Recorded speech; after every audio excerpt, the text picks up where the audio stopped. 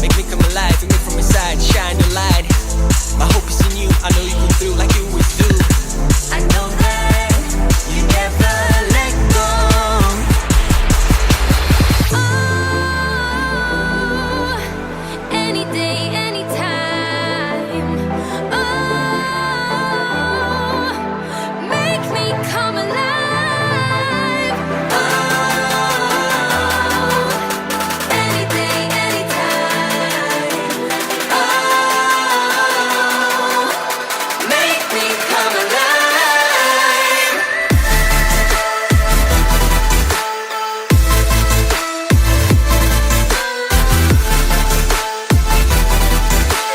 Make me come alive. Come alive, come alive. Come alive, come alive. Come alive, come alive. Make me come alive.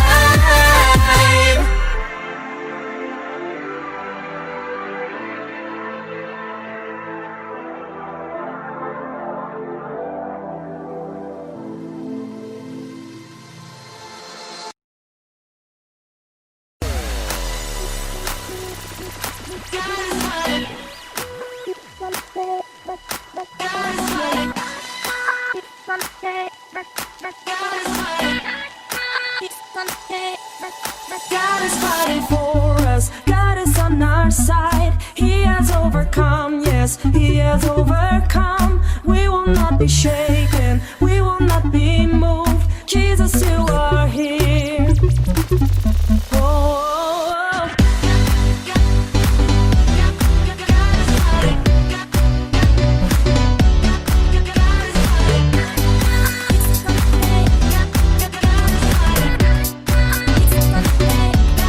Carrying our burdens, covering our shame. He has overcome. Yes, He has overcome. We will not be shaken. We will not be moved. Jesus, you are here. I will live. I will not die. The resurrection power of Christ alive in me, and I am free in Jesus' name. I will live, I will not die. I will declare and lift you high. Christ revealed, and I am healed in Jesus' name.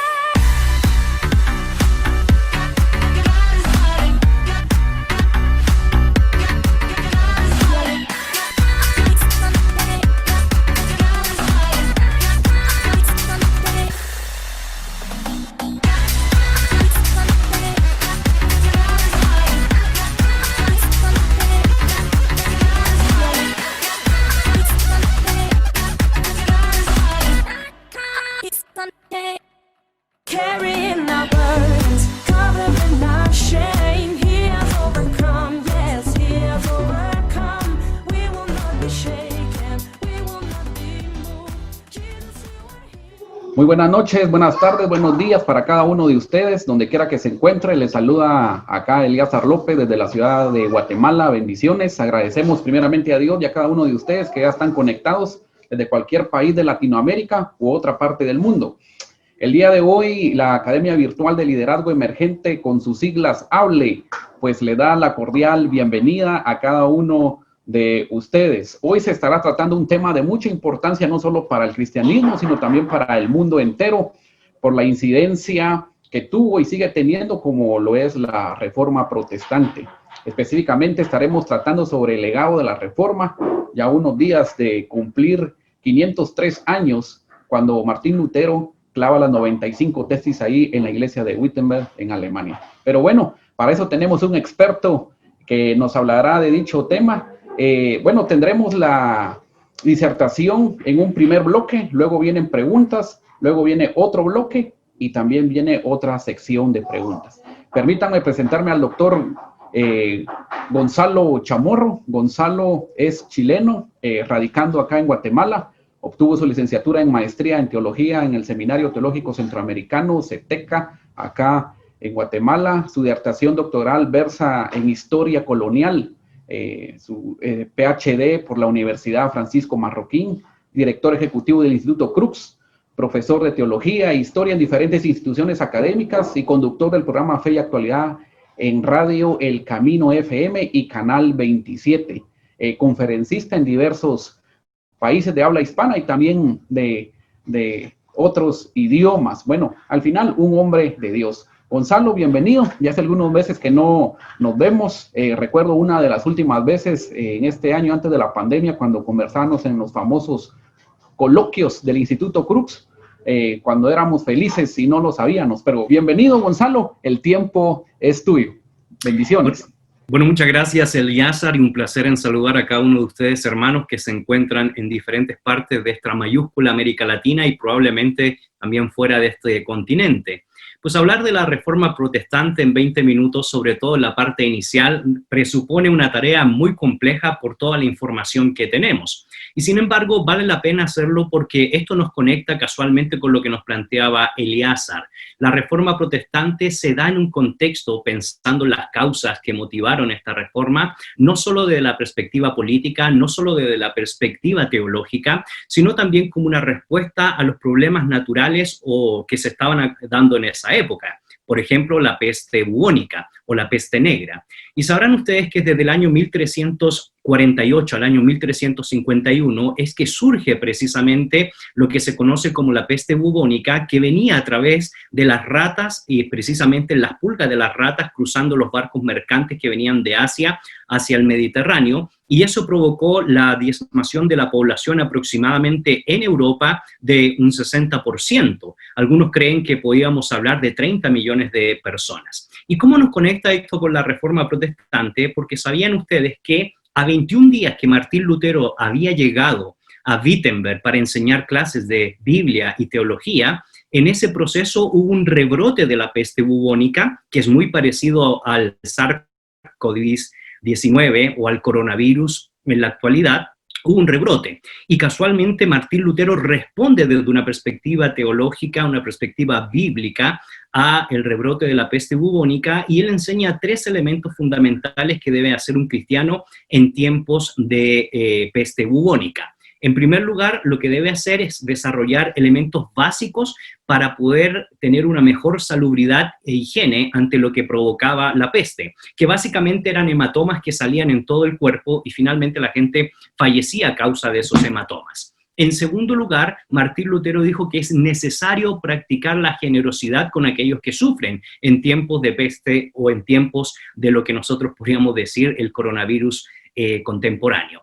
Y en tercer y último lugar, él invita a que en tiempos de confinamiento podamos regresar a las Sagradas Escrituras, y de hecho él recomienda que en medio de una peste no hay mejor ocasión para leer los salmos o para leer todas las Sagradas Escrituras. Y les cuento, queridos amigos y hermanos, que precisamente en tiempos de confinamiento, Martín Lutero, leyendo el Salmo 46, escribe el famoso himno Castillo fuerte es nuestro Dios, provocado por la peste bubónica o la peste negra. Así que hoy nos conectamos no solo para conmemorar el 503 aniversario desde que Martín Lutero clava las 95 tesis en la puerta de la iglesia de Wittenberg, sino también para recordar cómo fue la respuesta de este pensador ex monje agustino ante el rebrote de la peste bubónica, que es muy parecida a la pandemia que estamos viviendo nosotros el día de hoy. Así que 3 consejos básicos y les recuerdo a ustedes. Tener higiene. Segundo lugar, ser generosos. Y tercer lugar, volver a las Sagradas Escrituras. Partiendo de la premisa que el famoso Albert Einstein, retomando esas perspectivas de Martín Lutero, van a decir que toda crisis inevitablemente se constituye en una oportunidad. Y la oportunidad para Martín Lutero fue practicar la generosidad, volver a las Sagradas Escrituras y desarrollar ciertos elementos médicos salubres que le permitiera poder a los seres humanos evitar que se propagara la peste bubónica. Pero me invitaron a hablar de la Reforma Protestante, y en esta primera parte lo que vamos a hacer es ver un poco sobre las causas que motivaron a la Reforma Protestante. Y hay causas que son inmediatas, que tienen que ver precisamente con temas teológicos, con temas eclesiásticos, y hay causas que son externas, es decir, que tienen que ver con las realidades sociopolíticas o socioculturales de ese periodo. Debemos saber que antes que Martín Lutero clavara las 95 tesis, estaban aconteciendo varios eventos que vale la pena mencionar. En primer lugar, no podemos olvidar que aparte de la peste bubónica, se desarrolló una guerra que se conoce como la Guerra de los 100 años, que va a terminar en el año 1453 entre Francia e Inglaterra. Esta guerra hizo que se desarrollaran muchos nacionalismos, es decir, el patriotismo, el nacionalismo estaba a la orden del día, con la gran pregunta que se hacían en esa época los reyes, sobre todo de Europa, de por qué tenían que pagar impuesto a Roma y tener un modelo romano en sus iglesias, y por qué más bien no podían desarrollar, por ejemplo, los alemanes una iglesia alemana, sino más bien tenían que seguir las premisas que se planteaban en Roma. Es el caso, por cierto, de aquellos reyes en Francia que ponen en duda y cuestionan a Bonifacio III respecto a la primacía del papado. Ese nacionalismo se vio reflejado en las disputas que comienzan a desarrollarse en ese periodo, y por eso Bonifacio VIII posteriormente va a desarrollar lo que se conoce como la bula papal, conocida como una santa, y posteriormente clericis laicos, que van a decir elementalmente que los méritos de Cristo se consiguen solo a través de la sujeción al romano pontífice. Así que eso provocó mucha tensión en la Edad Media, aparte de la guerra y el nacionalismo entre Francia e Inglaterra. Aunado a lo que ya he mencionado de la peste bubónica, tenemos que mencionar también que esta guerra puso fin al sistema económico que prevalecía sobre todo en la Baja Edad Media, que se conoce como el feudalismo. ¿Por qué? Porque la gente comienza a huir de los feudos a causa de la peste y comienza a huir de los feudos a causa de la guerra que se produjo entre Francia e Inglaterra. Pues al momento de huir, comienzan a llegar a vivir a la orilla de los castillos de los nobles de esa época, y sin embargo tenían que ver qué hacían para poder subsistir. Y entonces comienzan a huir de los feudos las personas que se les daba el título de burgueses, porque venían de los burgos, es decir, el término burgos significa periferia. Y como venían de las periferias, comenzaron a vivir precisamente a orillas de los castillos y desarrollaron la primera economía artesanal, es decir, los mercados. En este contexto surge la industria, por ejemplo, de la zapatería, la carnicería, la panadería, porque en medio de la crisis, causada por la peste negra, causada por la Guerra de los 100 años, causada por los crecientes nacionalismos de los países europeos, entonces la gente tuvo que valerse de su inventiva para desarrollar la subsistencia, y se crean lo que para nosotros es tan común como los mercados. Y esos mercados, entonces, van a ser parte fundamental del desarrollo económico de las naciones. Así que esas son las causas mayoritariamente externas que nosotros conocemos que anteceden a Martín Lutero y el hecho que haya clavado las 95 tesis en la puerta de la iglesia de Wittenberg. En el plano teológico, ustedes no pueden dejar de olvidar que en la Edad Media, que según Cristóbal Celario se inicia aproximadamente en el siglo V después de Cristo y termina en el siglo XV, se va a encontrar entre la caída de dos grandes imperios, la caída de Roma en el año 467 y la caída del Sacro Imperio Romano Germánico 1453, y algunos dicen que podemos situar inclusive el fin de la Edad Media o con la Reforma Protestante o con el auge del humanismo. Esos debates los resolveremos en otras ocasiones. Lo que sí me interesa a mí es recordarles que uno de los teólogos importantes que influye en el pensamiento medieval fue Agustín de Hipona. Y Agustín de Hipona va a ser interpretado por otro teólogo tiempo después a su trabajo, y es Gregorio I, y Gregorio I, interpretando precisamente a Agustín de Hipona, en un libro que él escribió que se llama Ciudad de Dios, él creyó que lo que estaba escribiendo Agustín de Hipona era que la iglesia es el reino de Dios, y como la iglesia es el reino de Dios, entonces debe tener no solo el control espiritual, sino también el control político y el control económico. De hecho, Gregorio I fue el creador del purgatorio. Además, Gregorio I fue el que desarrolló toda la estructura sacramental de la Edad Media y elevó la supremacía del obispo de Roma frente a los otros obispados que existían en esa época. De hecho, ya había, si ustedes recuerdan, en esta época de Gregorio, estoy hablando inicios del siglo VIII, ya el crecimiento del Islam había botado todo el norte de África y toda la parte nipona, así que la iglesia cristiana en esa época estaba en una auténtica crisis y las batallas estaban a la orden del día. Entonces Gregorio I, interpretando a Agustín de Hipona, desarrolla el concepto del purgatorio, desarrolla el concepto de las estructuras sacramentales como medios de salvación, y también va a desarrollar dos conceptos que son importantísimos dentro de la tradición medieval católica. Por un lado, él dice que la casta sacerdotal se constituía en el verdadero pueblo de Dios y que la gente común y corriente se les debía llamar de laicos. Por eso, por primera vez en la historia de la Iglesia, va a haber una gran distinción entre aquellos que son parte del clero, sacerdotes, y los laicos, que son gente común y corriente, que están llamadas a practicar los sacramentos de salvación.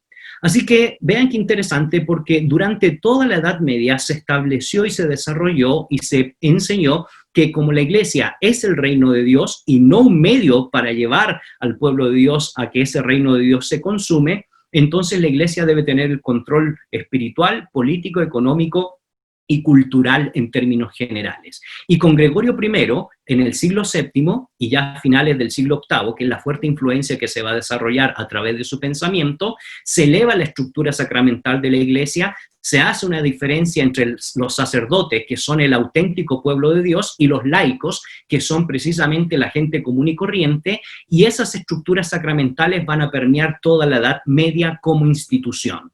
De hecho, a tal grado esa institución fue tan importante que ya para el siglo XI y el siglo XII era la Iglesia la que ponía y quitaba reyes. Es decir, ningún monarca en Europa podía hacer nada si no fuera por la autorización del Papa. Hay una famosa historia de Canosa, donde precisamente el emperador del Sacro Imperio Romano Germánico pide permiso a un papa, y el papa lo había excomulgado. Entonces estuvo 3 días en los Alpes, en la casa de Canosa, con el famoso abad Cluny, y nos cuenta la historia que estuvo de rodillas, vestido de monje, pidiendo la absolución del papa.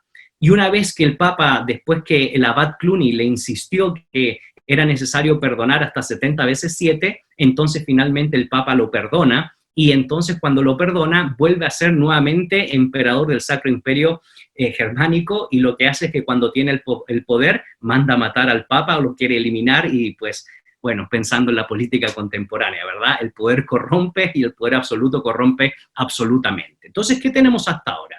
De que Martín Lutero, la Reforma Protestante, le anteceden varios eventos. Los eventos externos son la Guerra de los 100 Años, la peste bubónica, el fin del sistema económico feudal por el inicio de un nuevo modelo económico a través de la industria artesanal, creando mercados a orilla de los grandes a la orilla de los grandes castillos de los nobles. Y en el plano teológico, toda la estructura sacramental, donde el Papa cobra una supremacía importante, donde la teología de Gregorio I, que desarrolla toda una revolución y es conocida como la Revolución Gregoriana, no solo en el tema de los cantos, sino también en la estructura sacramental en cuanto a la salvación, en la estructura de poder establecer de que hay un pueblo especial y específico de sacerdotes que son el auténtico pueblo de Dios, y el común denominador de la gente que recibe el título de laicos, que tiene que hacer una serie de ordenanzas sacramentales para poder ir aumentando su salvación, fueron las categorías que permearon el pensamiento medieval.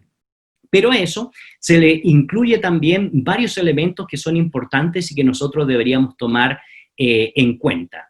Con todos estos cambios que se dieron, producto de la inmigración, producto del descontento y la inconformidad en aquellas épocas, la caída de Constantinopla en 1453, inclusive la invención de la imprenta en 1450, generaron ciertos cambios que yo les mencionaba al inicio de esta charla, donde la corona y la burguesía entran en serios problemas, donde el crecimiento del nacionalismo comienza a poner en duda las tesis de la Iglesia.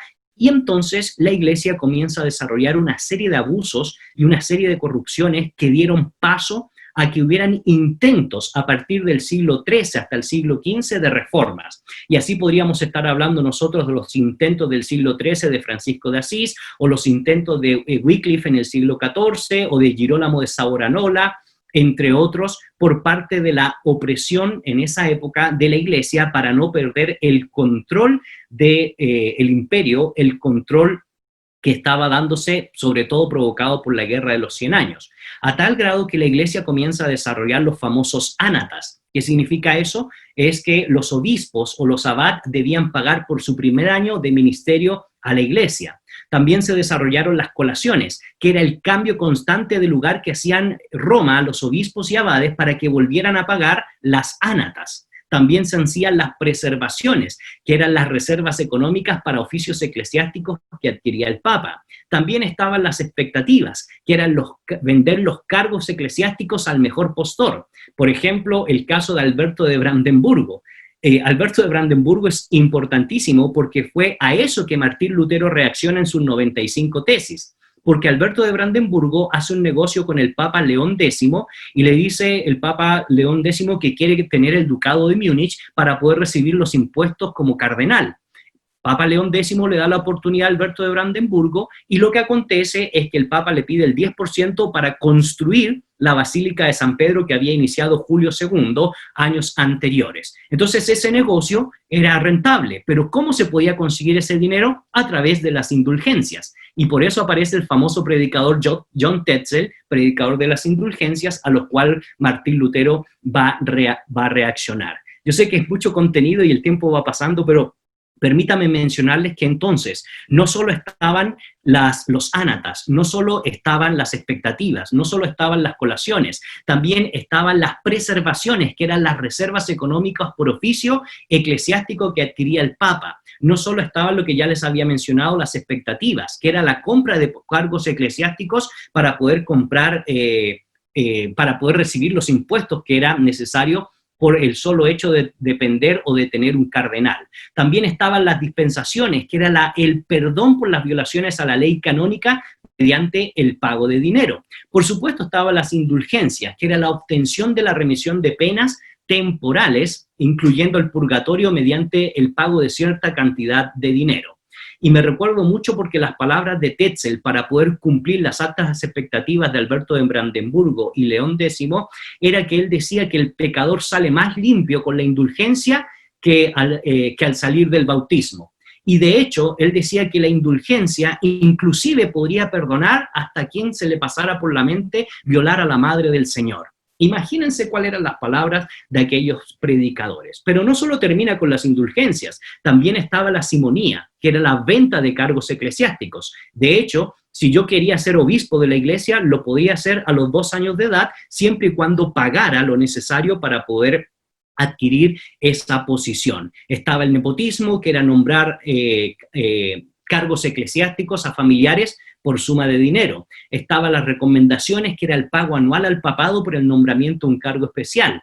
Estaba el diezmo, que era el 10% de los frutos de la compra para las iglesias y abadías. Estaba el pluralismo, que era ocupar más de un puesto eclesiástico por otra suma importante de dinero. Estaba el absentismo, recibir dinero sin estar presente la persona por solo el colocar el sello. Es decir, si venía el sello papal, costaba un dinero. Si era el sello de un cardenal, iba bajando, y así sucesivamente hasta llegar a la abadía. También estaba el derecho de viaje. Cada vez que el Papa pasara por una localidad, la gente tenía que pagar dinero. Y finalmente estaba el derecho de herencia. Cada vez que usted heredaba, tenía que pagar un porcentaje a la iglesia. Bueno, queridos hermanos, eso es un pequeño resumen. La gran mayoría de nosotros solo conocemos las indulgencias, pero si usted se puede dar cuenta, el listado era grandísimo y por eso la gente verdadera, sincera, que respiraba o quería tener aires de reforma. Por eso ahora uno entiende que la realidad que estaba viviendo la iglesia en esa época, que si bien es cierto, seguía siendo la iglesia de Cristo,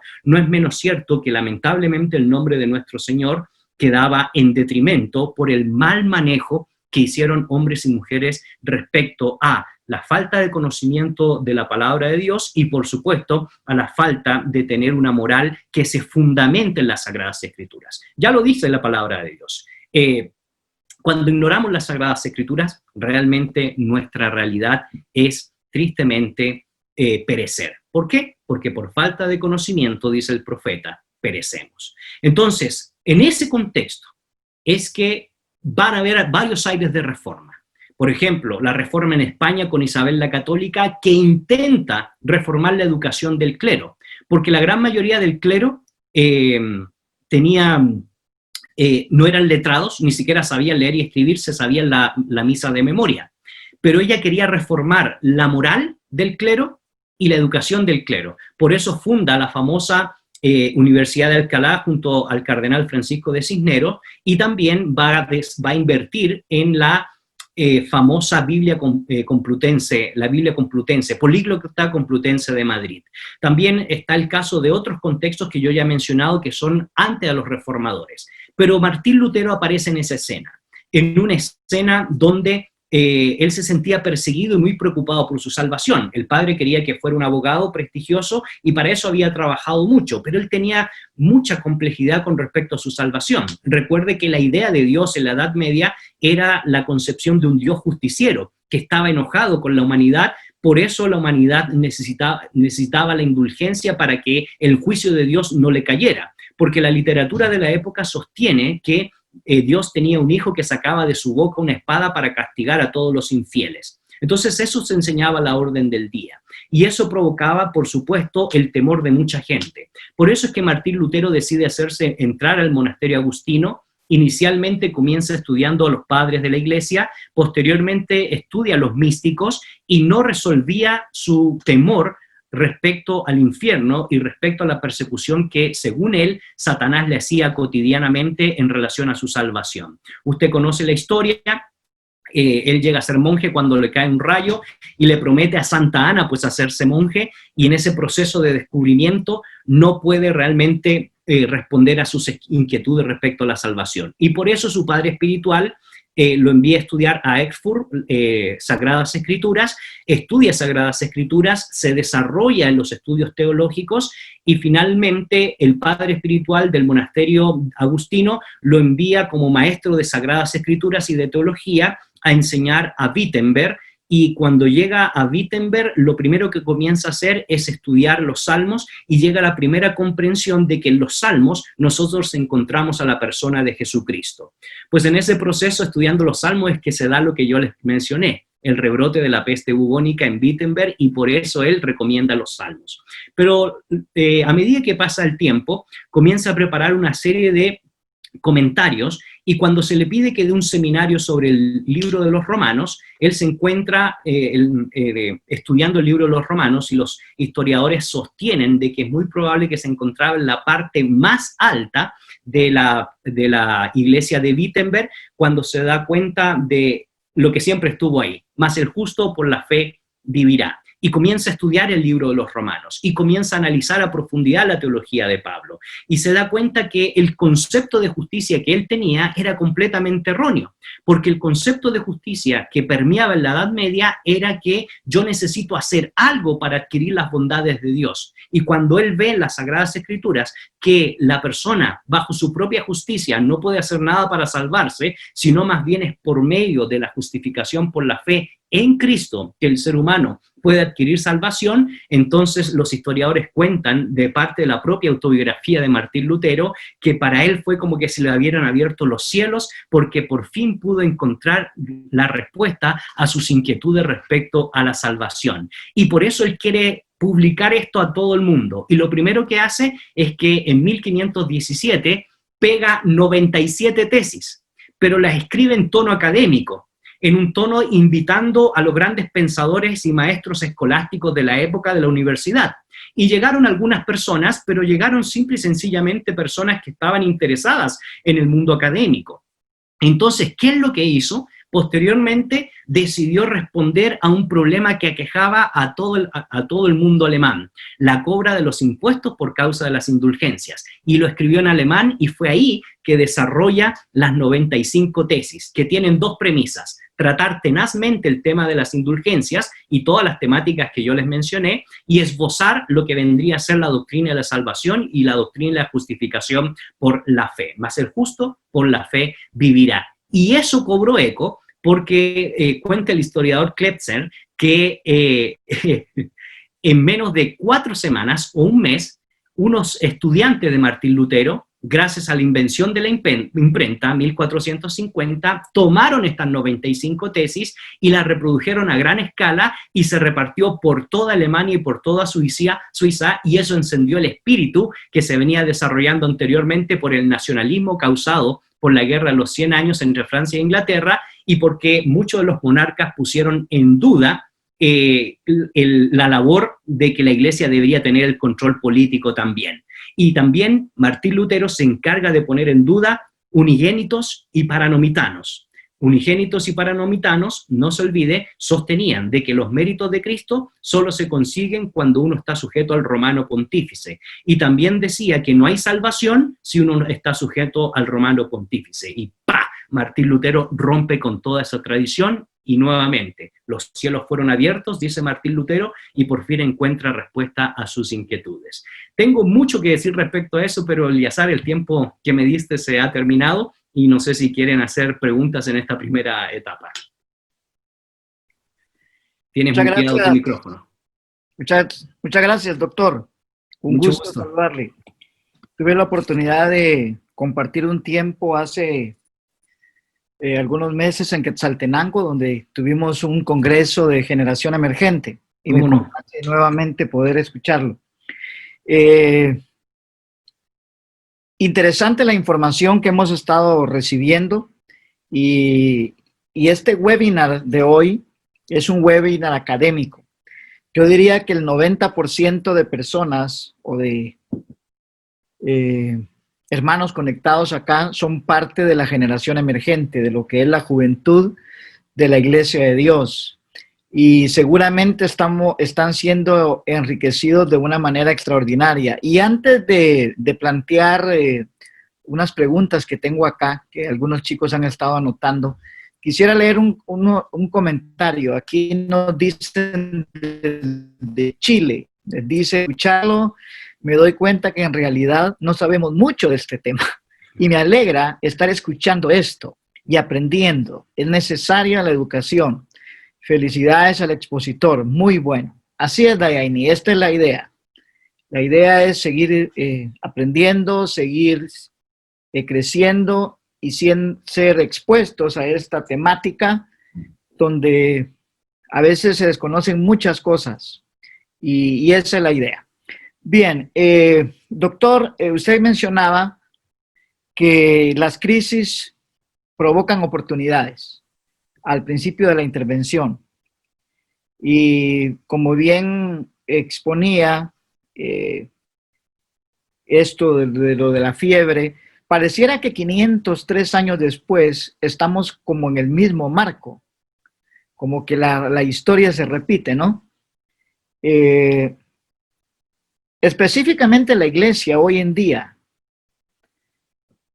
y hablemos de la juventud, ¿qué oportunidades existen hoy ante esta situación que estamos viviendo? ¿O en qué aspectos podríamos promover realmente una reforma en base a la iglesia que se tiene hoy? Bueno, excelente pregunta, pastor, y realmente creo que no podemos olvidarnos, como usted también expresó, toda crisis es una oportunidad. Y la crisis que es triste, que estamos viviendo hoy, debería constituirse en una oportunidad para evaluar, por ejemplo, nuestra eclesiología, nuestra manera de ser iglesia. Por ejemplo, hoy estamos haciendo algo inédito. Estamos haciendo iglesia de manera virtual. Bueno, ¿qué significa hoy desarrollar el concepto de iglesia de manera virtual, sin perder el fundamento? Aquí no estamos hablando de perder el fundamento de la revelación, de la guía del Espíritu de Dios, de nuestras tradiciones que han permeado nuestras confesiones de fe. Pero las circunstancias nos están planteando que nosotros entonces debemos pensar teológicamente qué significa ser iglesia en un mundo virtual, qué significa ser iglesia en un mundo de las redes sociales, recordando que las redes son solo medios, no son fines. Cuando uno convierte una red social en un fin, está perdiendo el objetivo. Pero cuando uno entiende que una red social, que un sistema tecnológico como este, se constituye en un medio para enseñar, para proclamar las buenas nuevas de salvación, creo yo que es una excelente oportunidad para reflexionar el ministerio cristiano, para reflexionar las nuevas formas de hacer iglesia. para reflexionar las nuevas dinámicas que nosotros podríamos plantearnos ante estas circunstancias. Vamos a ver en la segunda sección el legado de la Reforma, pero yo anticipo, si algo tuvo la Reforma de importante en cuanto al legado, fue precisamente el tema artístico. Uno piensa en Händel o en Bach, o en los motetes de la época, y la música tuvo impresionantemente un cambio importante a partir de lo que hizo Martín Lutero. No podemos olvidarnos que la monotonía del canto gregoriano anterior a Lutero, que era el latín, que la gente no entendía y que básicamente eran los sacerdotes quienes participaban en el coro, se transformó porque se dio la oportunidad de que ahora resulta que todos los miembros de la iglesia podrían alabar y adorar al Señor en su propio idioma, y no solo en una misma métrica, sino en diferentes métricas a la luz del trabajo de Martín Lutero. Bueno, ¿qué significa entonces hoy para nosotros reflexionar respecto a la misión de la Iglesia en términos de la pandemia, en términos del coronavirus, en términos de una agenda global que quiere destruir nuestra cristiandad? Creo yo que es el mejor momento para que nosotros podamos seguir dando testimonio de nuestra fe, siendo también verdaderos apologetas, usando bien las redes sociales. ¿Y qué significa, mis queridos amigos y hermanos, usar bien las redes sociales? Que no solo se trata de colocar una frase cristiana bonita, no solo se trata de colocar un versículo bonito, se trata de defender nuestros principios y nuestros valores, se trata de promover el cristianismo. Y si alguien nos pide respuesta o argumentos de lo que nosotros creemos en cuanto a nuestra fe, tenemos que darla y darla concienzudamente. Esa fue la respuesta de Martín Lutero frente a el abad Eck, donde se le pone de tú a tú, y Martín Lutero dijo: a menos que no me convenzan por las Sagradas Escrituras, no me retracto de todo lo que he dicho. Sin embargo, para eso, él tuvo que prepararse, formarse, educarse y vivir una vida en dependencia del Espíritu de Dios. Si nosotros no desarrollamos eso, por mucho que hagamos varias actividades o tengamos toda la tecnología disponible, no podremos hacer un cambio real. Entonces, mi invitación es: seamos creativos, utilicemos bien los medios de comunicación, desarrollemos un planteamiento teológico para entender qué significa ser iglesia hoy bajo esta nueva dinámica, y no dejemos de ser generosos. Y este, pastor, es un último punto respecto a esa pregunta. ¿Sabían ustedes que Martín Lutero perdió una hija por causa del rebrote de la peste bubónica? La hija que tuvo con Catalina Fombora falleció por causa de la peste bubónica. Y él escribió un ensayo: ¿dónde deben estar los cristianos en tiempos de la peste? Y él decía: los médicos no pueden huir. Los gobernantes de distrito, en esa época los distritos alemanes, tampoco pueden huir. Y los cristianos, pastores, líderes y miembros de la iglesia, son los que menos pueden huir. Y yo les hago la pregunta: ¿qué pasa si esto no mejora? ¿Qué pasa si Dios todavía decide que no es momento de que esto pase, porque hay un propósito detrás? ¿Cuál va a ser nuestro papel? Y ahí nos dice Martín Lutero: siga siendo generoso, depende de la palabra de Dios, pero por sobre todas las cosas, estemos al frente en el campo de batalla. Lo digo porque Martín Lutero se inspiró en los grandes cristianos que murieron en el martirio por causa de la peste justiniana y la peste antonina. Y nos escribe Dionisio de Alejandría en el siglo III, un texto que se conoce en el siglo III, gracias a Eusebio de Cesarea, de que muchos cristianos fallecieron por causa de la peste bubónica con tal de que la gente pudiera conocer a Cristo.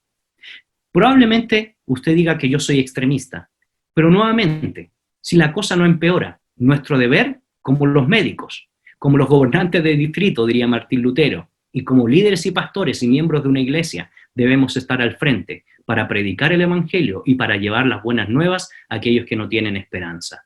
Esa sería la decisión de Martín Lutero pensando en la Reforma Protestante, pero esa también fue la decisión de Jesús de Nazaret, porque los historiadores y los arqueólogos expertos en estudiar ese periodo del siglo I nos cuenta que en tiempos de Jesús de Nazaret, en Judea, hubo un rebrote de lepra, y Jesús y sus discípulos se enfrentaron a ese rebrote. Y así podría dar muchos ejemplos a la luz de la historia, no solo de los mártires que fallecieron por la causa de Cristo, por causa de pandemias o pestes, sino de hombres y mujeres que estuvieron dispuestos a dar su vida por una causa mejor, por algo que es mayormente justo, el Evangelio de nuestro Señor Jesucristo. Amén. Muchas gracias. Hay otra pregunta acá. Voy a leer unas preguntas aquí del chat. Dice, ¿en qué se basaban los sacerdotes católicos para promover o para incentivar lo que mencionaba de las indulgencias, las hegemonías, el nepotismo y lo demás? Fue toda una estructura, sí, fue toda una estructura que se fue desarrollando a partir del siglo VIII hasta el siglo XV, es decir, no es que se dio de un día para otro. Lo que yo les mencioné fue el cúmulo de tradiciones que se fueron desarrollando de manera institucional en la iglesia, mayoritariamente de Roma, a tal grado que eso provocó una división entre la iglesia romana, católica apostólica romana de Occidente, en el año 1054, y la iglesia católica de Oriente, sobre todo la iglesia ortodoxa. Esa división, por causas de tradición, provocó el gran cisma, donde la iglesia ortodoxa, en el año 1054, decide que todo lo real y correcto debe ser lo que se enseñó en los primeros 4 grandes concilios, y posteriormente a esos 4 grandes concilios, a lo más que se puede aceptar en relación a la iglesia es lo que se llegó hasta antes de Gregorio I, es decir, las premisas hasta el año 704. En cambio, la tradición católica apostólica romana sostiene que no solo son los 4 concilios, sino todo lo que se dijo después de Gregorio I hasta León X. Así que vean que es interesante. El producto de todas las compensaciones eclesiásticas van desde el siglo VIII hasta el siglo XV. Entonces, Martín Lutero, como Wycliffe, como Girolamo de Savonarola, como Francisco de Asís, reaccionan a todas esas tradiciones que no necesariamente tienen fundamento bíblico, que no tienen un fundamento apegado a las Sagradas Escrituras. Por eso podríamos básicamente situar varias comprensiones que fueron producto a las críticas que se fueron dando a lo largo de la historia, mayoritariamente, pastor, a partir del siglo XIII hasta los tiempos de Martín Lutero. Excelente, muchas gracias. Me gustaría que dejáramos algunas otras preguntas que están acá para la parte final y aprovechamos el tiempo. Como bien mencionaba, vienen ahora algunas acotaciones importantes en sí del legado. Entonces, si le parece, continuamos con la conferencia, con la disertación, y luego hacemos un resumen de las preguntas que ya tenemos acá. Con mucho gusto. Bueno, después de que Martín Lutero entonces clavara las 95 tesis y esto tuviera un impacto profundo en Alemania y en toda Europa, permítame contarles que no solo Martín Lutero era un personaje que estaba desarrollando diferentes reformas, como ya le he mencionado, Isabel la Católica, o posteriormente van a aparecer personajes como Felipe Melanchthon, que fue discípulo de Martín Lutero y un gran intelectual que se dedicó mayoritariamente a debatir y a presentar el concepto de la justificación por la fe, o más tarde un Juan Calvino, o más tarde los movimientos hugonotes, y así sucesivamente podríamos estar hablando de muchos personajes que van a tener mucha influencia en el siglo XVI y en el siglo XVII, inclusive por causas para algunos circunstanciales, para otros providenciales, con el caso de Enrique VIII, donde se forma la iglesia anglicana, y esa iglesia anglicana termina siendo una tradición teológicamente protestante, aunque litúrgicamente católica apostólica romana. Pero claro, cada uno de estos movimientos tiene su historia y nos llevaría mucho tiempo explicarlo, y en otra ocasión con mucho gusto nos podemos reunirnos para explicarlos. Pero yo quisiera hablar un poco sobre el legado en términos generales que implicó la Reforma Protestante. ¿Por qué? Porque en primer lugar, Martín Lutero traduce las Sagradas Escrituras y parte por el Nuevo Testamento y utiliza en esa época los manuscritos que habían en ese periodo, que eran los más importantes y que se preservaban ya en universidades que habían sido fundadas en esa época de tradición antiquísima, como la Universidad de Bolonia a partir del año 1127, la Universidad de París, la Sorbona de París, la Universidad de Tubinga, posteriormente a la Universidad de Heidelberg, y todas estas grandes universidades históricas comienzan a preservar ciertos manuscritos que son bastante influidos por dos conceptos. Uno, no podemos olvidarnos que en esta época se va a desarrollar el Renacimiento, y para muchos el Renacimiento es producto de las circunstancias que yo también he mencionado anteriormente, como la peste bubónica o la Guerra de los 100 años, a tal grado que el confinamiento en el siglo XIII y en el siglo XIV, producto de la peste bubónica, hizo que surgieran personajes como por ejemplo el flautista de Hamelin. Ustedes probablemente han escuchado esa historia o han visto en la televisión esa historia del flautista que va tocando la música y los ratoncitos les van siguiendo, pues es producto de esa época. O los trabajos de Boccaccio, o los trabajos de Petrarca, o la Divina Comedia, o los trabajos del Dante Alighieri, pues toda esta época del Renacimiento literario provocó un movimiento filosófico que se conoce como el movimiento humanista. Y el humanismo tiene dos vertientes, la parte filosófica y la parte filológica. ¿Qué significa eso?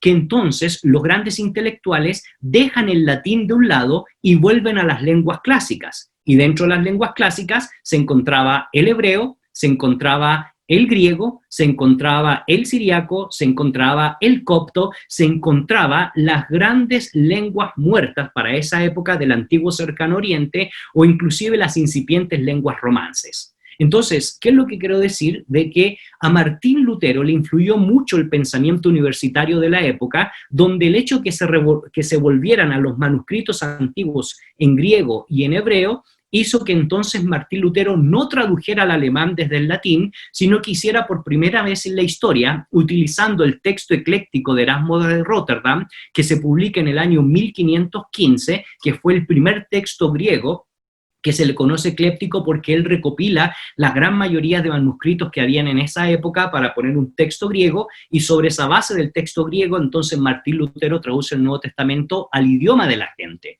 Entonces, ese idioma, esa traducción le permitió a que la gente tuviera anhelo, en primer lugar, por querer aprender a leer y escribir, el proceso de lectoescritura, y entonces la gente comenzara a leer la propia palabra de Dios al idioma vernáculo. Y ese proceso de lectoescritura tuvo un impacto tan importante que para la gran mayoría de pensadores como Karl Jasper, entre otros, es la antesala de lo que vendría a ser posteriormente la Ilustración, sobre todo la Ilustración escocesa. Pero el legado de la Reforma no solo tiene que ver con el tema de las traducciones bíblicas. El legado de la Reforma desarrolló una visión bíblica del trabajo. Por ejemplo, Juan Calvino, en su libro La institución de la religión cristiana, comienza a darse cuenta que la gran mayoría de la gente en la Edad Media tenía la premisa de que el trabajo es producto o es causa de la maldición por el pecado. Así que el trabajo no es bendición. Pero Juan Calvino, cuando comienza a leer el libro de Génesis, se da cuenta que en el capítulo 1, verso 26 al verso 28, el hombre que es creado a imagen y semejanza, se le da la responsabilidad de sojuzgar la tierra o de administrar la tierra. Y a eso Juan Calvino le llama el mandato cultural, y se da cuenta que el ser humano trabaja producto de la bendición o las relaciones plenas entre su creador y la criatura antes de la caída, antes de Génesis capítulo 3. Entonces, Juan Calvino dice que si el hombre trabaja y el trabajo es bendición, entonces, ¿por qué nosotros tendríamos que enseñar a aquellos que somos regenerados, a aquellos que hemos sido, que hemos reconocido la justificación por la fe? Entonces, ¿por qué tendríamos que decir que el trabajo es una maldición? Y entonces Juan Calvino cambia toda la concepción del trabajo para decir que el trabajo para los hombres y mujeres de Dios se constituye en una auténtica bendición. Y ese trabajo en su libro La institución de la religión cristiana fue también desarrollado por los que la incipiente base de una economía donde el ahorro fuera fundamental para capitalizar en las naciones.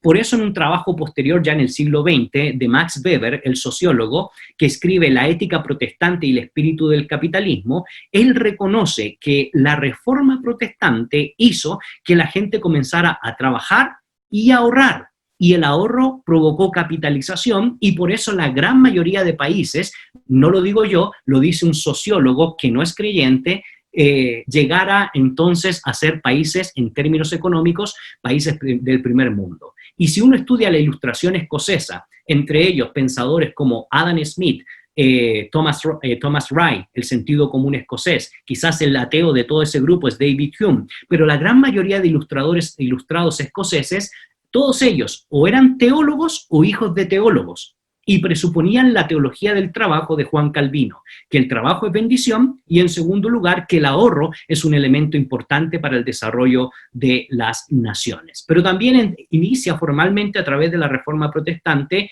el uso de préstamo e interés sin usura, porque la Reforma Protestante condenó la usura, y entonces la banca privada comienza a desarrollarse a partir del siglo XVII, a tal grado que hay una historia interesante, porque el famoso cardenal Richelieu de Francia comienza a invertir los bienes en la banca de la banca vaticana, o en esa época la banca de la iglesia, no en el Banco Vaticano, sino en bancos de protestantes, porque él tenía más confianza del buen manejo de los protestantes de que sus propios paisanos católicos. Bueno, eso es un chisme teológico que se los cuento a ustedes, y en otra ocasión, si gustan, también nos podemos juntar para hablar sobre todo el proceso de banca privada y desarrollo de capitalización por causa de la teología del trabajo. Pero entonces, Juan Calvino, con el concepto de la institución de la religión cristiana y el concepto del mandato cultural, dicen que el trabajo ya no es maldición, sino es bendición.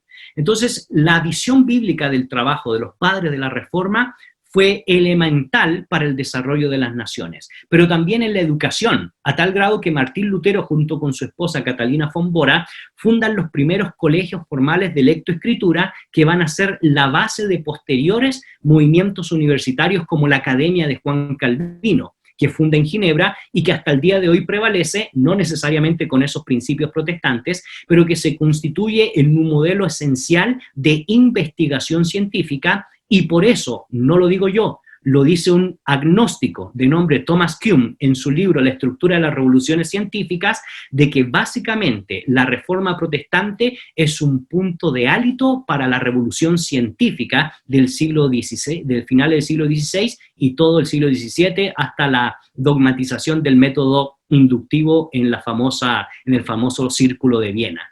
Entonces, si queremos hablar del legado de la reforma en las ciencias, y que me gustaría algo de eso mencionar en un momento más, eso va a ser fundamental. Así que, ¿cómo influyó la Reforma Protestante? No solo fue un cambio teológico, no solo fue un cambio espiritual, sino también fue un cambio civil, cultural y político. Transformó el concepto del trabajo con una visión bíblica, transformó el concepto de la educación con una visión bíblica, transformó el concepto de los bienes materiales con una visión bíblica, transformó el concepto de la mentira y la propiedad privada, y este es un dato que les quiero dar, porque a mí ya se me olvidan las cosas y al rato no lo cuento. Pero ¿saben ustedes por qué en América Latina hay tanta corrupción? Pues la gran mayoría de teólogos sostienen que ustedes no pueden olvidar que la contrarreforma, es decir, el Concilio de Trento que se lleva a cabo en 1546 como una respuesta antagónica a la reforma protestante por parte de la Iglesia Católica Romana, elevó el pecado de la mentira a un pecado venial, a un pecado sencillo. Y eso llega a América Latina. Y el concepto de la mentira es un concepto que no permea tanto en la moral como permeó en Europa. Por eso, una buena parte de sociólogos y teólogos sostienen que en nuestros países, como la mentira no es un pecado moral tan condenable, la corrupción está a la orden del día. Bueno, nuevamente, en otra ocasión podemos debatir eso, pero eso es interesante. Volviendo al tema del legado de la Reforma. Entonces, no solo es una visión bíblica del trabajo, no solo es una visión bíblica de los bienes materiales, de la educación, sino también es una visión bíblica de la supremacía de la ley, a tal grado que la gran mayoría del concepto o movimientos políticos conocidos como el liberalismo clásico o la revolución de los Whigs va a estar permeado por un pensador de nombre John Locke, exactamente, la mentira y el hurto, nos plantea Eleazar, por John Locke, donde él va a hacer una división de los poderes y se va a inspirar en la forma en cómo Juan Calvino va a hacer distribución de la división de poderes en los cantones suizos, especialmente en Ginebra. Así que vean qué interesante, hay una visión bíblica también de la supremacía de la ley, que posteriormente influye a John Locke, a los Whigs y a las grandes ilustraciones, sobre todo la escocesa. Hay una concepción bíblica de la propiedad privada, hay una concepción bíblica del servicio público, hay una concepción bíblica de la beneficencia, la mujer nuevamente hay una recuperación bíblica del papel de la mujer en la sociedad, hay una visión bíblica de las artes. Pero pensando en el tema de las ciencias, porque cada uno de estos puntos tiene una historia, y yo me voy a concentrar para terminar en esa visión bíblica de las ciencias. Bueno, lo primero que tengo que decir es que la Reforma Protestante influyó en la creación de la Universidad de Ginebra o en la Academia, 1559. Y la base del suizo Johann Heinrich Pestalozzi, este suizo, va a decir, influido por Juan Calvino, que solo la educación acabará con la pobreza. Repito, solo la educación acabará con la pobreza. Y lo digo porque hoy prolifera esa frase, y déjenme decirles que esa frase le pertenece a un protestante que influyó en la creación de la academia junto con Juan Calvino, o lo que es hoy la Universidad de Ginebra. Y esto tuvo mucho eco porque no solo Thomas Kuhn, como ya lo expresaba, reconoce la labor importante en la revolución científica producida por la Reforma, sino también Bitenhay o el famoso apologista Francis Schaeffer. A tal grado que Butterfield, en su libro El origen moderno de la ciencia, que se publica en Inglaterra y que va a tener mucha influencia no solo en Inglaterra, sino en Holanda, va a decir que los famosos protestantes franceses hugonotes exiliados fueron científicos por excelencia. Ahora, ¿cómo se ve eso? Pues les cuento que el famoso Ramos o Francis Bacon comienzan a rechazar el método silogístico de la escolástica medieval de esa época y señalaron que eran métodos inadecuados para las ciencias porque partían de nociones que básicamente no reconocían el hecho de la naturaleza. Y por eso ellos se inspiraron a tres personajes, Palissy, Pare e Isaac Beckman. Y ellos hicieron hincapié en un nuevo método científico, el método que vendría a ser posteriormente conocido como el método inductivo. Y vean qué interesante, porque estos hombres de ciencias dijeron que la base del método científico inductivo se encontraba en el libro de los Salmos.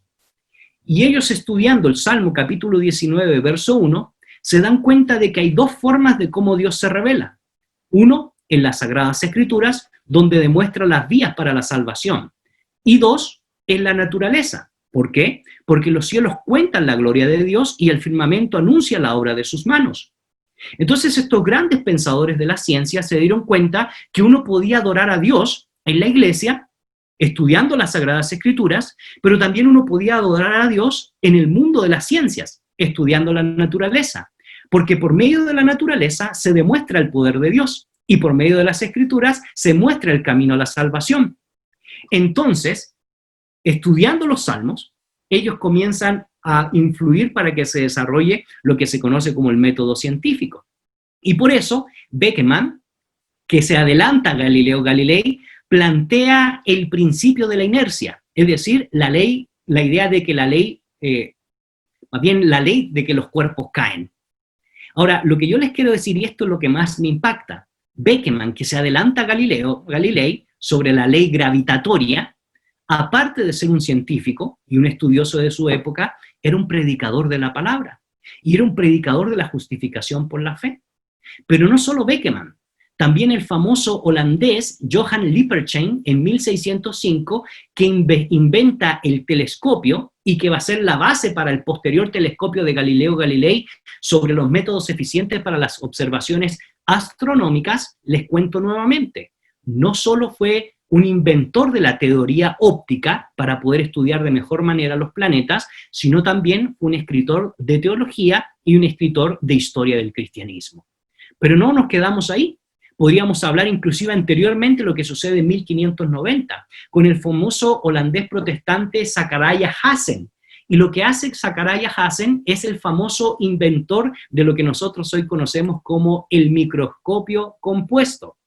Así que si usted va a la escuela y ve un microscopio hoy, por supuesto, de alta tecnología, usted no puede olvidarse que el inventor del primer microscopio formal y fundamental para comenzar a comprender e investigar los primeros microorganismos es producto de un hombre de ciencia, pero también es producto de un hombre de fe. Un hombre que predicaba la palabra, pero un hombre también que creía que es posible adorar a Dios por medio de las ciencias. Pero la historia no solo se queda ahí. La historia sigue. Francis Bacon, quien vivió entre 1561 y 1630, fuertemente influido en teología por el teólogo Juan Calvino, que establece el método científico que yo ya les he mencionado, también era escritor de teología protestante.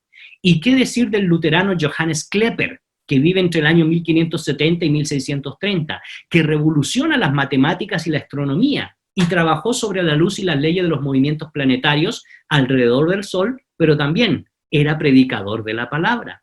O Robert Boyle, que anunció la ley de Boyle y creó la química moderna y fundó la famosa Royal Society que hasta el día de hoy existe. Pero no solo era aquel hombre que se comienza a desarrollar una serie de leyes que va a servir para las bases de la química, sino también se dedicó a contribuir por todas las ganancias que tuvo a causa de su contribución al mundo de la química para que se tradujera el Nuevo Testamento al turco. Así que eran hombres de ciencia y hombres de fe.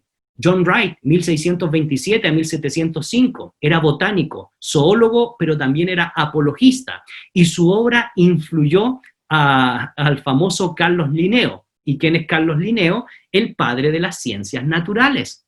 Así que si usted fue a la escuela y estudió ciencias naturales, usted debe saber que las ciencias naturales es producto de hombres de fe que creían que por medio de la ciencia nosotros podíamos comprender el mundo de la naturaleza. O Isaac Barrow, maestro de la óptica, pero también profesor del famoso Isaac Newton, aparte de ser profesor de Newton y un maestro de la óptica, que gracias a él, por cierto, y aquí veo algunos que también me acompañan, yo tengo miopía y astigmatismo, pero gracias a estos lentes y a la visión óptica de Isaac Barrow, yo puedo verles mejor. Y saben que esto es lo más impresionante. Él creía que por medio de las ciencias también podía amar al prójimo, porque podía ayudar a resolver un problema. Miren qué fantástico, inspirados por la palabra de Dios, inspirado por el mover científico, inspirado por lo que Martín Lutero hizo, inspirado también por el Espíritu Santo, de traducir a las Sagradas Escrituras, de capacitarse, de leer, de pensar la fe, pero también de ser relevante, no solo dentro de las cuatro paredes de nuestra denominación o de nuestra confesión, sino en la plaza pública, sino en el mundo de la aristocracia intelectual, en el campo científico. Pero no queda ahí la historia. Anthony van Leeuwenhoek, 1632 a 1723, fue el descubridor de las bacterias, pero también le encantaba predicar martes, jueves y domingo, y en los domingos predicaba hasta 3 veces en 3 cultos. Pero mencionando a Isaac Barrow, yo les dije que era profesor y maestro de Isaac Newton, que fue un maestro de óptica, de mecánica, de matemática, de economía, pero también fue un teólogo protestante. O de James Braidley, que desarrolló el cálculo de las longitudes por medio de los eclipses lunares, pero aparte de eso, era pastor. Y este pastor también se dedicó a inspirar el primer condensador eléctrico, y también fue compañero de Carlos Linneo, el padre de las ciencias naturales, o de John Dalton, el padre de la teoría atómica, que era también pastor cuáquero, o Thomas Young, que ya a los 2 años, nos cuentan los historiadores, leía, y que a los 4 había leído 3 veces las Sagradas Escrituras. ¿Y qué hizo Thomas Young? Estudió las bases del astigmatismo y la retina, y desarrolló también el término de energía, y era un cuáquero protestante. O David Bester desarrolló el concepto de la luz polarizada. O Michael Faraday, que desarrolló los conceptos de electricidad y magnetismo, y permítame decirles, queridos hermanos, que es el que sentó las bases de los ordenadores, teléfonos y redes de Internet. ¿Sabían ustedes que hoy nosotros estamos aquí en Zoom gracias a un hombre de Dios? ¿Sabían ustedes que todos los que tienen teléfonos hoy es gracias a un hombre de Dios que creía que a través de su ciencia podría mejorar el mundo porque eso agradaba a Dios en primer lugar y no a los hombres? Predicadores de la palabra y hombres de ciencia, el legado de la Reforma. Y así podría yo estar mencionando a muchos otros, inclusive a grandes pensadores como Georges Lemaitre, que se meten en temas de astrofísica, de física, de análisis de energía nuclear fuerte o energía nuclear débil, o al último Francis Collins, un ateo, que si usted estudia su pensamiento, recordando que él es padre del genoma humano, en el sentido de que él controla la forma de decodificar y transmitir gráficamente el código genético, y que si lo tuviera que publicar, él mismo dice que aproximadamente sería un libro que mide lo que mide la torre en honor a Washington, unos 147 metros, ese sería el librito del código genético. Él, siendo ateo, dice que en el proceso que está haciendo la descripción, llega a la conclusión de que es imposible que no haya una mente inteligente que pueda tener caso en cada detalle del código genético humano. En ese proceso, permítanme, hermanos, decirles que él llega a la fe en Jesucristo por medio de la ciencia. y lo reconoce como su Señor y su Salvador, porque se dio cuenta que el cristianismo responde a todas sus preguntas existenciales. Y hoy sigue siendo el director del Genoma Humano, acaba de recibir un premio de la Royal Society y también se dedica a dar testimonio de su fe en el Señor. Entonces, ¿qué quiero decir con esto? La Reforma Protestante, y miren, hablé solo de un legado, los otros los mencioné, hablé solo de un legado, el legado de hombres y mujeres de fe en el mundo de las ciencias. ¿Por qué? Porque el cristianismo no solo está llamado a transformar nuestras confesiones de fe, el cristianismo está llamado a transformar la cultura en la plaza pública, pero también está llamado a transformar el mundo de las ciencias, porque ambas le dan la gloria a Dios, la lectura de la palabra como el mundo de las ciencias, porque Dios se revela no solo en las Sagradas Escrituras, sino no se olvide, los cielos cuentan su gloria y la tierra anuncia el firmamento de su poder, de su magnificencia. Así que, si algo nos deja la Reforma Protestante, es que la transformación viene del Evangelio, y el Evangelio no solo impacta nuestras cuatro paredes, sino impacta al mundo. Tengo mucho más que decir respecto a esto, pero el tiempo se ha terminado y pues quizás lo respondemos en el tiempo de preguntas. Gracias, doctor. Como decimos aquí en Guatemala, y hablando en buen chapín, creo que nos quedamos picados con esto, y ese es el objetivo. Escuchar, como bien mencionaba, parte del legado, porque se hizo énfasis en su exposición en los aspectos educativos.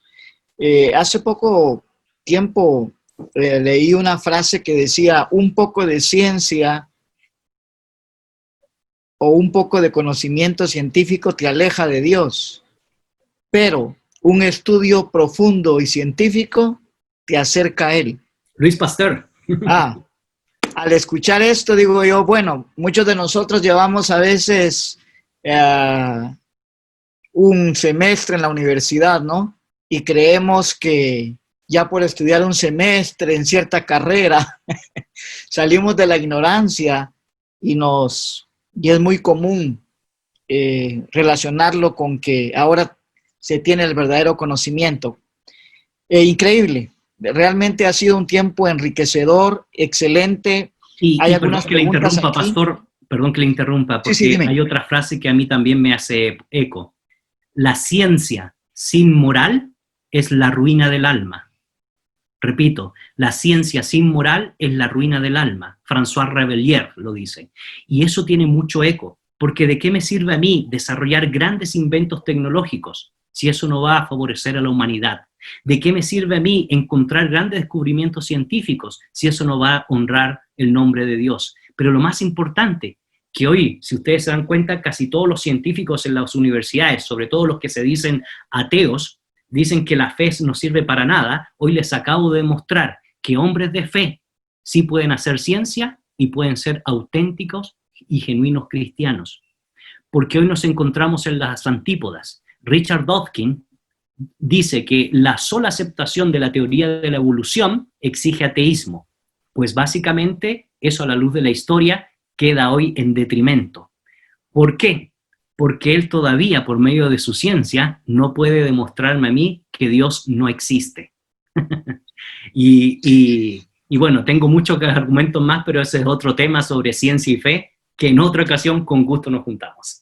Claro, vamos a uno de los cursos que tenemos en nuestro programa de liderazgo, y haciendo un poquito de publicidad, es sobre ateología, y ahí vamos a conversar de esta temática.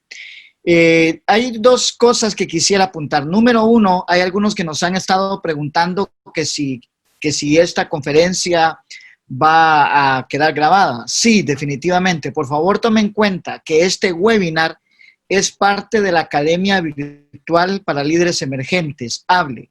Esto ya el día de mañana aparece en nuestra plataforma virtual. Solo tiene que registrarse y usted va a tener acceso a esa plataforma y va a poder verlo.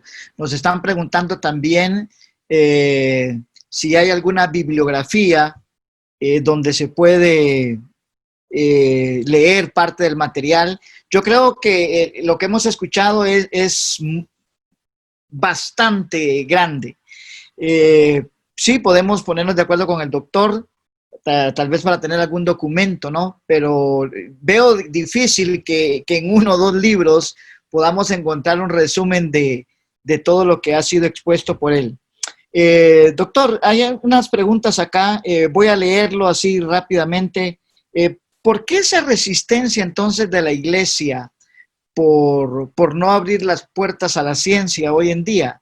Si realmente la historia, como usted bien lo mencionaba, y el punto de partida, hablemos de los reformadores, es esa apertura a la ciencia, y como bien mencionaba, a grandes científicos, pues cristianos, gente conocedora de la palabra, con su creencia en Dios.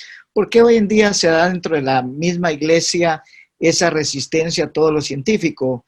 Voy a exponer personalmente, alguien me decía, pastor, a mí me dijo mi pastor que decidiera o Dios o la universidad. Entonces como que es un antagonismo. ¿Por qué se ha dado esta situación? Bueno, eso también tiene su historia y espero poder resumirla. Bueno, básicamente hoy cogíamos de un problema que en la antigüedad se llamó el problema gnóstico, donde nosotros separábamos la materia del espíritu y decir que solo lo espiritual era lo correcto y lo material pues era lo incorrecto, que es lo material, lo cotidiano o lo universitario, por ejemplo, que eso no tiene nada que ver con la espiritualidad.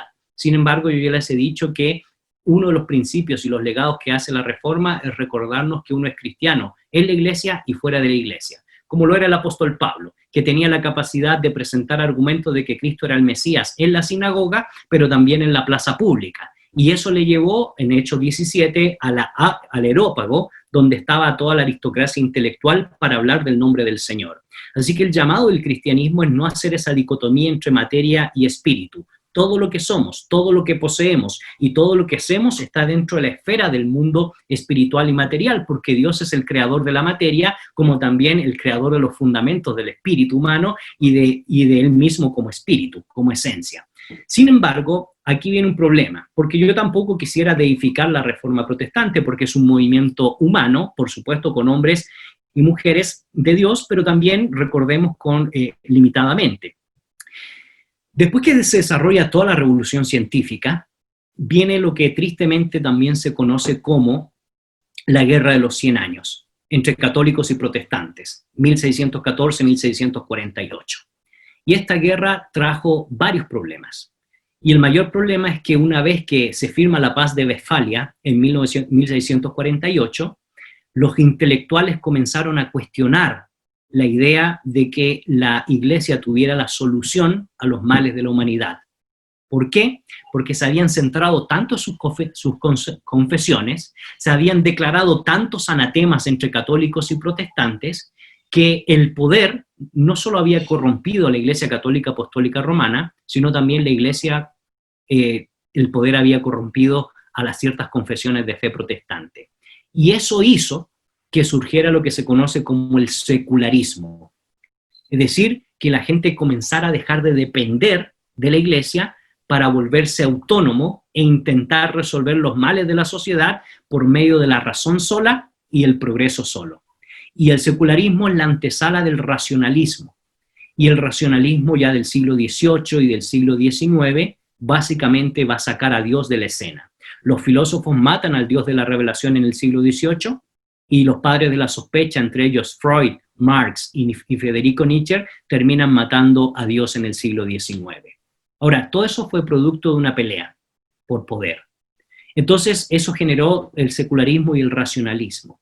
Inclusive las iglesias de tradición protestante comienzan a abrazar esa nueva forma de entender la fe y la teología de manera racional. Y por lo tanto, la teología, en el mundo académico y científico de la época, intenta ocupar los métodos científicos que no podían comprobar el nacimiento virginal de Jesús, la resurrección de Jesús y los milagros de Jesús. Por eso inicia algo que se conoce como teología liberal, a partir de Friedrich Schleiermacher, mi alemán no es muy bueno, pero creo que así se pronuncia, y con Schleiermacher inicia lo que se conoce como teología liberal, donde se intenta explicar las Sagradas Escrituras en términos racionales. Y comienza a decirse que Jesús realmente no pudo haber sido el Hijo de Dios porque es imposible comprobarlo científicamente. Los milagros, pues básicamente son cuestiones mágicas del mundo mitológico. Y la resurrección es una invención de la comunidad pospascuala. Pero ¿qué pasa? Que si nosotros legamos en la resurrección o la encarnación, nuestra teología no tiene sentido. Nuestros puntos de fe y de confesión pierden toda argumentación de casi 1500 o 1700 años de historia. Entonces, va a surgir un movimiento dentro de las iglesias protestantes que va a responder a esa secularización de la teología, a ese racionalismo de la teología. Y el primer movimiento data de finales del siglo XVIII, y es un movimiento que surge en la Universidad de Oxford, fundada por dos hermanos, Juan y Carlos Wesley, que son los fundadores del movimiento wesleyano, y que en primera instancia se les conoce como el movimiento de santidad, y que en segunda instancia el Parlamento inglés lo reconoce en 1834 como el movimiento de Oxford. Este movimiento de santidad piadoso comienza a enseñar que la letra mata y el espíritu vivifica, y que lo más importante es cultivar el espíritu, y que los estudios académicos nos pueden separar de la auténtica fe, porque eso era lo que estaba aconteciendo en el mundo de la teología de esa época. Realmente la teología era una teología racionalista, que finalmente era más filosofía de la ciencia religiosa, o la filosofía de la religión, que una auténtica teología. Y ese movimiento de santidad llega a Estados Unidos, porque una vez que se independiza Estados Unidos, la Iglesia Anglicana deja de tener injerencia en los Estados Unidos. De hecho, la Iglesia Anglicana adopta el deísmo como una fuente formal de teología, y el deísmo enseña que hay un Dios creador, pero una vez que crea, abandona su creación. Así que en Estados Unidos, como ahora hay más libertad, comienzan a llegar todos estos movimientos piadosos, o los movimientos de santidad, y comienzan a influir en pensadores o predicadores que comienzan a desarrollarse en universidades como la de Yale, la de Princeton, la de Harvard, que en primera instancia tenía estas premisas de santidad y que posteriormente adopta la teología liberal, pero van a haber personajes como Charles Finney o Moody, que es el famoso fundador del Instituto Bíblico de Moody, y esto va a sentar las bases de un movimiento que en primera instancia se le conoce como el movimiento fundamentalista, producto a que habían dos petroleros tejanos que estaban pagando a teólogos para que desarrollaran una revista y sentaran los fundamentos de la fe, donde aparecen los conceptos de inerrancia de las Escrituras, infalibilidad de las Escrituras, inspiración verbal plenaria de las Sagradas Escrituras, en contra de todo ese liberalismo teológico. Pero ellos decían que la única labor de la iglesia era ganar almas para Cristo, y eso comienza a influir a los grandes misioneros por el avivamiento después de William Carey y los avivamientos del siglo XIX, para que vinieran a estas tierras y comenzaran a enseñar que lo único importante para la iglesia era ganar almas para Cristo, y que el cambio social venía por esas actividades, y que lo académico era peligroso porque nos podría apartar de la auténtica fe. Entonces, esa es la base histórica, y ese movimiento fundamentalista recibe posteriormente el título de evangelicalismo tradicional, y a medida que va evolucionando diacrónicamente el lenguaje, ese evangelicalismo tradicional se transforma en el movimiento evangélico del siglo XX, y es ahí donde estamos ustedes y nosotros. Esa es un poco la historia de nuestro trasfondo. Hay mucho más que decir, pero ese es el resumen. Entonces, inicialmente, este movimiento evangélico fue académico, sin academia, solo el espíritu. Sin embargo, a partir de los años 40 en adelante, comienza a cambiar esta dinámica, y se comienza a volver a la Reforma, o se comienza a volver a los principios del cristianismo, donde los padres apologistas a partir del siglo III utilizaban la filosofía y la ciencia para debatir y presentar a Jesús como el Logos encarnado. Y comienzan a darse cuenta que el cristianismo debe afectar no solo el alma, sino la transformación de los individuos. Y como tenemos que transformar a los individuos, necesitamos el papel de las ciencias. Entonces, ¿qué es lo que se enseña hoy en la actualidad, o qué es lo que deberíamos enseñar hoy? Me parece a mí que hay que enseñar el integrismo, donde la ciencia y la fe, como ese legado de la Reforma, deben impactar a la sociedad. ¿Por qué? Porque lo que menos tenemos que hacer nosotros como cristianos es improvisar, reconociendo que Dios es el dueño de los cielos y de la tierra, y que se le puede adorar también a través del mundo de las ciencias. Bueno. Tremendo. Bueno, Yo creo que tenemos que pensar bien las preguntas. Me gustaría dejar una participación porque ya el tiempo se nos fue, pero realmente los comentarios y las respuestas que hemos estado viendo es impresionante. Y hermanos, esa es la idea de este tipo de webinar, que seamos enriquecidos. Tengo aquí la mano levantada de Moisés Vázquez y de otro hermano. Ok, mi nombre es Kenneth Reyes, soy de acá de Nicaragua y pertenezco al Ministerio de Generación Emergente acá en la capital, Managua, de Nicaragua. Bueno, yo más que todo tengo un comentario, más que todo felicitaciones al expositor, me gustó bastante el webinar, pero tengo una pequeña duda. Acá en Nicaragua yo soy estudiante de la carrera de biología. Gracias a Dios estoy en mi 5º año, estoy a punto de terminar, estoy trabajando en mi tesis. Pero actualmente se está dando aquí en el país unos proyectos, unos estudios acerca de mejoramiento genético de especies. ¿A qué quiero llegar con esto? Bueno, se está realizando mejoramiento genético de especies, se dice que para mejorar la calidad de vida de los seres humanos. Pero la pregunta aquí es la siguiente, ¿será lo adecuado? Porque según la bibliografía, sé que de hace más de 20 años Estados Unidos ha estado utilizando así especies mejoradas, pero no sé si es lo correcto de manera científica, con el conocimiento bíblico, que esto se esté realizando, porque puede traer efectos secundarios y también el conocimiento con la práctica puede ocasionar bastantes problemas. Esa es mi pregunta, más que todo. Muchas gracias. Bendiciones. Bueno, muchas gracias por la pregunta y eso recae en el tema de lo que nosotros plantearíamos como los dilemas morales producto de la ciencia, sobre todo de la bioética o la biología. Y obviamente en temas de dilemas, y lo digo el dilema porque solo la gente buena tiene dilema, no la gente mala, uno tiene que hacerse la pregunta si realmente ese adelanto científico rompe con lo establecido por Dios en cuanto a criaturidad. Si no rompe, me parece a mí que sería muy positivo poder tomar en cuenta y hacer un análisis profundo respecto a lo que implica el tener cierta injerencia en el desarrollo humano. Ahora, si eso, como usted muy bien planteaba, va a provocar ciertos cambios que van en contra de lo naturalmente establecido, entonces ahí uno tiene que poner los límites, porque uno siempre tiene que plantearse esa pregunta, ¿cuáles son los límites de la ciencia?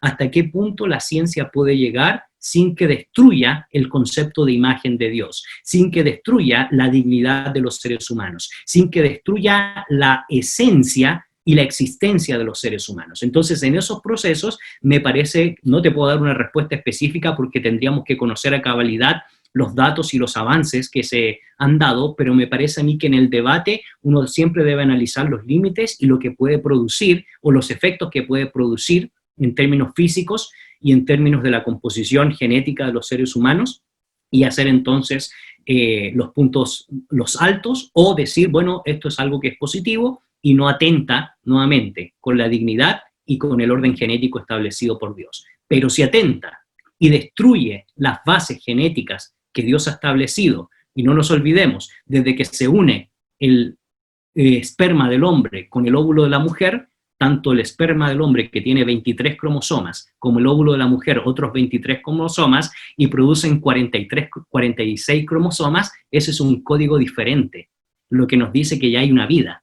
Y ya podríamos seguir hablando de eso porque miren qué interesante, a los 11 días usted puede discernir el latido del corazón de un niño y a los 40 días formalmente usted ya puede medir las ondas cerebrales. Lo que tenemos ahí es vida. Pero si la ciencia no reconoce eso, entonces ahí nosotros tenemos que salir al frente y poner nuestras perspectivas cuando se toca lo que es naturalmente revelado y naturalmente producido.